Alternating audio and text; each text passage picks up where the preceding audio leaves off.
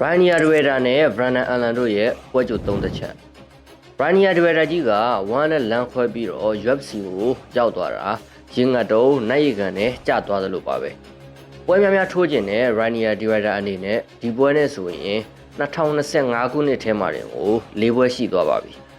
UFC ကိုရောက်ပြီးကြတဲ့ကတပွဲမှမရှုံးသေးပါဘူး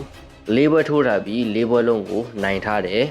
လက်ရှိ ranking အဆင့်၄နေရာမှာရပ်တည်ထားပါတယ်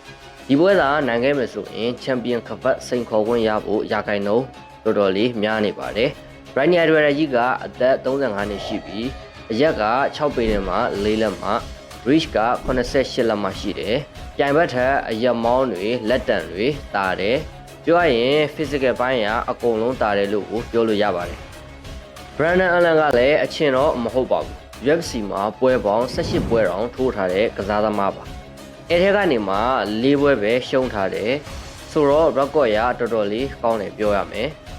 အသက်က20နဲ့မှ9နှစ်ရှိပြီးအရက်က6ပေနဲ့မှ2လက်မှ reach က85လက်မှပါ Brandon Allen က Round Rounder Fighter ကစားသမားပါဒါပေမဲ့သူ့မှာအားနည်းချက်ကဘာလဲဆိုတော့ကြက်များလို့ပြောရရင်ညှိခွတ်တတ်တဲ့ကြက်မျိုးပါကိုကအသာစီးရနေတာတော့မှတခါတည်းအပြီးမခွတ်ပဲတစ်ဖက်ကပြန်ခွတ်တာကိုခံပြီးဒဇီးစီနဲ့တွားကျင်တာမျိုးပါဒီကစားသမားကလည်းအဲ့လိုပဲကိုကပွဲဖြတ်လို့ရတဲ့အနေထားမှာတော့ပွဲပြအောင်မဖြတ်နိုင်ပါဘူးပြီးရင်သူလည်းပြန်ခံရတာပါပဲ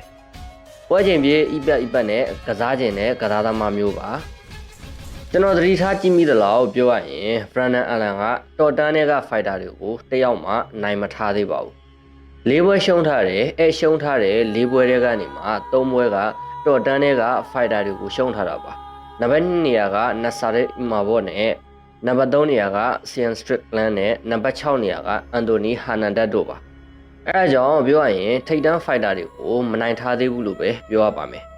ဒီပွဲကလည်းထိပ်တန်း fighter ဖြစ်တဲ့ ranking အဆင့်4နေရာက Rania Duera နဲ့ထိုးရမှာဆိုတော့ကျွန်တော်အမြင်ကတော့ဒီပွဲလည်းမနိုင်တော့ဘူးလို့ပဲထင်ပါတယ်အဆင့်လိုက်သွားမယ်ဆိုရင်တော့အဆင့်2က fighter ကိုရှုံးပြီးပြီအဆင့်3က fighter ကိုရှုံးပြီးပြီအခုအဆင့်4လှည့်ပေါ့စတာပါ MMA ဆိုတာကတော့ဘာမဆို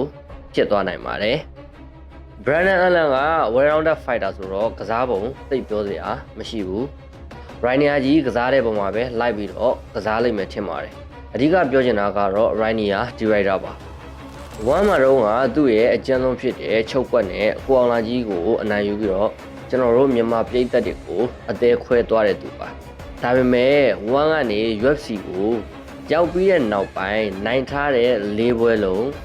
စတန်ဖိုက်မှာပဲရှင်ကစားထားတာများပါတယ်သူ့ရဲ့ VGG skill ကိုသိပ်မသုံးတော့ဘူးကျွန်တော်ထင်ဒီပွဲမှာတော့ Rania Duera ကြီးအနေနဲ့ ground ကိုခေါ်ဆော့လိုက်မယ်လို့ထင်ပါတယ်မာကုံကလည်းတော်တော်လေးရှိတယ်အဲဒါကြောင့်ညှိပြီးကစားတတ်တဲ့ Brandon Allen အနေနဲ့ကတော့ Rania Duera ကြီးကိုအလဲထုံးနိုင်ဖို့ကတော့မဖြစ်နိုင်ဘူးလို့ပဲမြင်ပါတယ်အမဆုံးဖြတ်ရောက်ခဲ့မယ်ဆိုလို့ရှိရင်လည်း control တိုင်းအတာနဲ့ Rania Duera ကြီးကပဲနိုင်သွားလိမ့်မယ်အဲ့လိုမှမဟုတ်ပဲပွဲချင်းပြည့်ထိမသွားဘူးဆိုရင်လည်း၃ကြီးမြောက်လောက်မှာ Rania Duera ကြီးပဲနိုင်သွားလိမ့်မယ်လို့ကျွန်တော်ကတော့ထင်ပါတယ်ညီကိုတို့အနေနဲ့ရောဒီပွဲစဉ်နဲ့ပတ်သက်ပြီးတော့ဘယ်လိုမျိုးမြင်ကြလဲဗျကွန်မမှာဝင်ရောက်ပြီးတော့မှတ်ချက်ပေးခဲ့ပါအောင်ဒီပွဲစဉ်ကိုတော့အခုလာမယ်အောက်တိုဘာ16ရက်နေ့မှာကျင်းပသွားမှာပါအောင်ပွဲအနေနဲ့ကတော့တနင်္ဂနွေနေ့မနက်ခင်းပိုင်းမြန်မာစံတော်ချိန်9:00 နာရီခွဲ10:00 နာရီဝန်းကျင်လောက်မှာကြည့်ရမယ်လို့ထင်ပါတယ်